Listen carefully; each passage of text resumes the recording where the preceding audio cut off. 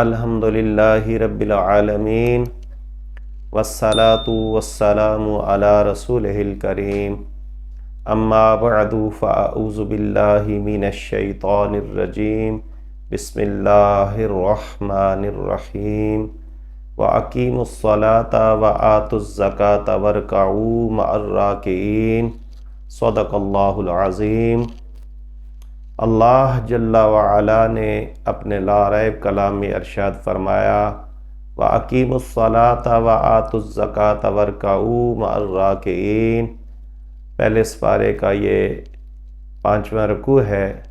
اللہ کریم فرماتا ہے نماز قائم کرو اور زکوٰۃ ادا کرو اور رکوع کرو رکوع کرنے والوں کے ساتھ۔ تو ہم یہ نماز کے بارے میں آج ہم شرائط امامت اور امامت کا زیادہ حقدار کون اس کے بارے میں کچھ عرض کریں گے۔ تو یہ شرائط امامت یہ بہار شریعت جلد تیسری جلد اس میں یہ ذکر ہے کہ 6 شرائط کا ذکر کیا انہوں نے۔ پہلی شرط ہے اسلام، یعنی امام کے لیے مسلمان ہونا یہ شرط ہے، اور دوسری شرط بلوغ، یعنی وہ بالغ ہو، امام کا بالغ ہونا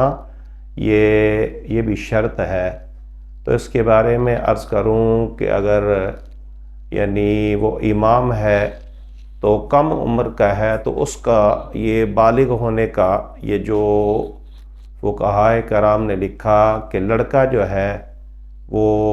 12 سال کی عمر سے لے کے 15 سال کی عمر تک اس کے دوران بالغ ہو جاتا ہے۔ اگر 15 سال سے پہلے اس کو یعنی کوئی بالغ ہونے والی علامات ظاہر ہو جائیں، مثلا احتلام ہو جائے یا اس کی شادی کر دی جائے تو اس کی بیوی جو ہے وہ حاملہ ہو جائے تو پھر 15 سال سے پہلے بھی اس کو بالغ تصور کیا جائے گا۔ اگر ایسی کوئی علامت ظاہر نہیں ہوتی تو پھر جب اس کی 15 سال عمر ہو جائے گی پھر وہ بالغ ہی تصور کیا جائے گا۔ لڑکی کے لیے 9 سے 15 سال فقہائے کرام نے لکھا کہ اس کے دوران 15 سال سے پہلے اگر اس سے کوئی بالغ ہونے والی علامت ظاہر ہو جائے، یعنی مینسز کا آنا، حیض کا آنا، یا پھر اس کی شادی ہو جائے تو اس دوران وہ حاملہ ہو جائے تو اس کو بالغ تصور کیا جائے گا۔ چونکہ ہم امام کے بارے میں تو اس کے لیے ہم لڑکے کی بات کر رہے ہیں کہ لڑکا جب 15 سال سے پہلے اگر 12 سال کے بعد 15 سال کے درمیان اگر کوئی بالغ ہونے والی علامت پا جائیں تو اس کو بالغ تصور کیا جائے گا، نہیں تو جب اس کی 15 سال عمر ہو جائے گی تو پھر اس کو بالغ تصور کیا جائے گا۔ تو یہاں یہ بھی عرض کر دوں کہ یہ عام طور پہ ہم کہتے ہیں یہ حافظ قرآن ہے، تو اکثر یہ تراویحوں میں ہوتا ہے کہ بچے کو آگے کھڑا کر دیا جاتا ہے، حافظ قرآن ہے جی تراویحیں پڑھائے گا، تو اس کے لیے بھی یہی شرائط ہیں، یعنی اس کے لیے بھی بالغ ہونا یہ ضروری ہے، چاہے وہ فرض پڑھائے چاہے نوافل پڑھائے تو اس کے لیے یہ بالغ ہونا یہ شرط ہے۔ تو اس لیے آگے تیسری شرط ہے عاقل ہونا، یعنی عقل مند ہو، تو جس کی عقل زائل ہو جائے وہ امامت نہیں کروا سکتا۔ اور مرد ہونا یہ بھی امام کے لیے امامت کے لیے شرط ہے۔ تو عورت امام ہو تو سکتی، بہار شریعت میں یہ مسئلہ لکھا ہے، لیکن اس کی امامت مکروہ ہے۔ اور یہ بھی ضمن عرض کروں کہ اگر وہ کروائے تو جس طرح مرد امام صف سے آگے نکل کے علیحدہ اکیلا کھڑا ہوتا ہے، اس طرح عورت نہیں ہوگی، پہلی صف کے وہ درمیان میں کھڑی ہوگی۔ تو یہ ضمن میں نے عرض کر دیا۔ قرات یہ 5ویں شرط ہے، قرات کہ وہ قاری ہو، اس کو جو قرات کے تلفظ ہیں وہ صحیح ادا کر سکے، سین صاد یعنی زا اور ذال میں یہ فرق کر سکے، تو یہ قاری ہونا بھی اس کا شرط ہے۔ معذور نہ ہو، یعنی معذور ہم نے ایک ویڈیو میں معذور کے جو شرعی معذور ہے تو یہ معذور وہ نہیں ہے کہ جس کا ہاتھ پاؤں وغیرہ نہ ہو، یہ معذور وہ ہے یعنی جو جس کا وضو درست نہ رہے، مثال کے طور پہ اس کو قطرہ آتا ہے یا پانی اس کے زخم میں سے رستا رہتا ہے یا گیس کا مرض ہے، وہ معذور والی تو ایسا معذور جو ہے وہ امامت نہیں کروا سکتا۔ ہاں یہ وہاں ہی لکھا ہے کہ اگر اس جیسے مقتدی بھی معذور ہے یا اس سے زیادہ معذور ہے، یعنی ان میں زیادہ عذر پایا جاتا ان کی وہ امامت کروا سکتا ہے، لیکن جو طاہر ہے یعنی جو صحت مند ہے اس کی وہ معذور امامت نہیں کروا سکتا۔ اور یہاں یہ بھی عرض کر دوں کہ یہ ایک شان صحابہ کے نام پہ کتاب لکھی ہے، سید محمود احمد رضوی صاحب ہیں لاہور سے، انہوں نے ایک شرط یہ بھی لکھی ہے کہ وہ قرشی ہو، یعنی قریش قبیلے سے تعلق رکھتا ہو۔ تو یہ جو امام ہے اس کا یہ بھی شرط ہے کہ وہ بد مذہب نہ ہو۔ بد مذہب میں کچھ عرض کر دیتا ہوں کہ یعنی وہ اس کا جو یہ بد مذہبی ہے یہ کفر تک، حالت کفر تک نہ پہنچے۔ مثال کے طور پہ وہ شیخین کو یعنی سیدنا حضرت ابوبکر صدیق شہنشاہ صداقت اور اسی طرح حضرت عمر فاروق رضی اللہ تعالی عنہما، ان کے خلاف وہ تبرہ وغیرہ یا کوئی ایسی غلط بات نہ کرتا ہو، اور اسی طرح قرآن مجید کو وہ مخلوق نہ کہتا ہو، تو یا شفاعت کا، دیدار الہی کا، یا عذاب قبر، کرامن کاتبین یعنی فرشتوں کا انکار نہ کرتا ہو، یعنی ایسا اگر کوئی کرے گا تو اس کے پیچھے نماز نہیں ہو سکتی۔ تو یہ جو امام ہے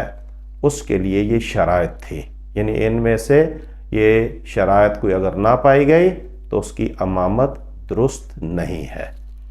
اب ہم یہ پڑھتے ہیں یا سنتے ہیں کہ امامت کا حقدار زیادہ کون ہے، یعنی کون زیادہ حقدار ہے۔ تو یہ دیکھیں گے کہ اس میں پہلا جو مقام ہے نا، جو امامت کا زیادہ حقدار ہے وہ عالم دین، یعنی جو نماز اور طہارت وغیرہ کے احکام وغیرہ، مسائل وغیرہ زیادہ جانتا ہو، وہ زیادہ امامت کا حقدار ہے۔ اور یہاں ایک ترتیب بہار شریعت میں انہوں نے لکھی ہے کہ یہ سنیں گے تو انشاءاللہ نالج میں اضافہ ہوگا، اور یہ بھی ہمیں پتہ چلے گا کہ یہ جو امامت ہے یہ کتنی اہمیت کی حامل ہے، یعنی یہ عام سیٹ نہیں ہے کہ جو چاہے اس پہ کھڑا ہو کے امامت شروع کروا دے، اس کی کتنی اہمیت ہے۔ تو سب سے پہلے ادھر لکھا ہے کہ وہ عالم ہو، پہلا جو درجہ ہے زیادہ حقدار ہے وہ عالم۔ اور اگر علم میں سب برابر ہیں تو پھر دیکھا جائے گا قاری ہو، یعنی جس کی قرات صحیح ہے۔ اگر قرات کے اعتبار سے بھی برابر ہیں تو پھر دیکھا جائے گا تقوی، کہ تقوی کے اعتبار سے جو اعلی ہے وہ امامت کا حقدار ہوگا۔ اور اگر تقوی میں بھی برابر ہیں تو پھر عمر والا، یعنی جس کی زیادہ عمر ہے۔ اگر عمر میں بھی برابر ہیں تو پھر اچھے اخلاق والا، جس کے اچھے اخلاق ہیں وہ زیادہ حقدار ہے۔ اور اگر اخلاق بھی سب کے برابر ہیں تو پھر وجاہت والا، اسی طرح اس کے بعد پھر خوبصورت، اس کے بعد پھر بہتر حسب نسب والا، اس کے بعد پھر مالدار، پھر عزت والا، پھر جس نے کپڑے صاف ستھرے پہنے ہوں۔ اور اگر یہ سب اس میں بھی برابر ہے تو یہاں تک لکھا گیا کہ پھر امامت کے لیے قرہ ڈالا جائے، یعنی جس کے نام قرہ نکلے وہ امامت کروائے۔ یہ عام تھا، لیکن اگر یہ امام متعین کیا ہے تو پھر اگر اس میں یہ شرائط جو اوپر ہم نے امامت کی شرائط پڑھی ہے وہ اس میں پائی جاتی ہے، تو جو امام معین ہے جس کو محلہ والوں نے یا جماعت والوں نے، ایک جماعت نے اس کو مقرر کیا ہے، تو زیادہ حقدار وہی ہے۔ یہ ایک مسئلہ سن لیتے ہیں کہ اگر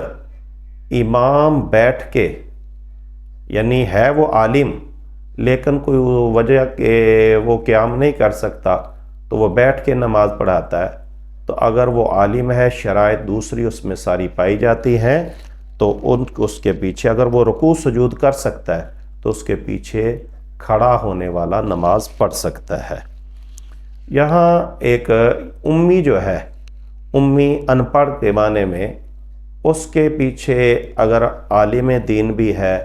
امی بھی ہے، تو پھر یہ بھی مسئلہ لکھا ہے بہار شریعت میں کہ پھر کسی کی بھی نماز نہیں ہوگی، کیونکہ ان کا حق بنتا ہے کہ وہ عالم دین کو آگے کھڑا کرے۔ تو اس وجہ سے، اور یہ ایسے ہی پتہ چلا کہ امامت کے لیے یہ علم کا ہونا کتنی اہمیت کا حامل ہے۔ اس لیے ہمیں چاہیے کہ جو صحیح امامت کا حقدار ہے اس کو مصلی امامت پہ کھڑا کیا جائے۔ تو کاش کہ یہ ہمارا ادھر کوئی قانون بھی ایسا بن جائے کہ وہ فلاں یعنی درجہ تک کوئی تعلیم حاصل کرے گا تو وہ امام بن سکتا ہے، فلاں درجے تک وہ پڑھے گا تو وہ خطیب بن سکتا ہے۔ تو اسی طرح، لیکن آپ تو جانتے ہیں یہ یہاں ایسا تو کوئی معیار نہیں ہے، تو لیکن جو شریعت نے معیار بنایا ہم نے اس کو فالو کرنا ہے۔